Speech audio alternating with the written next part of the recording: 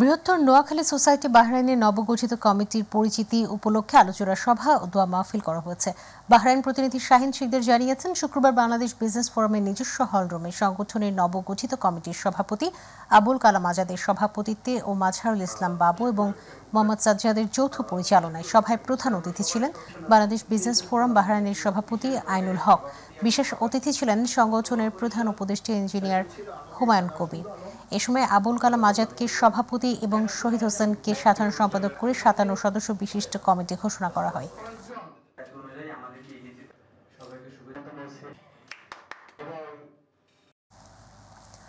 মালয়েশিয়াস্থ বাংলাদেশ হাইকমিশনের নাম ব্যবহার করে সামাজিক যোগাযোগ মাধ্যমে মালয়েশিয়ায় বসবাসকারী বাংলাদেশিদের বিএমটি কার্ড ডিজিটাল করে দেওয়ার প্রচারণা চালাচ্ছে একটি প্রতারক চক্র। তাদের প্রতারণার বিষয়ে সতর্ক থাকার জন্য একটি প্রেস বিজ্ঞপ্তি দিয়েছে দেশটিতে অবস্থিত বাংলাদেশ হাইকমিশন। মালয়েশিয়া প্রতিনিধি আশরাফুল মামুন জানিয়েছেন, সকালে মালয়েশিয়াস্থ বাংলাদেশ হাইকমিশন থেকে এক প্রেস বিজ্ঞপ্তি প্রকাশ করে এই তথ্য জানানো হয়।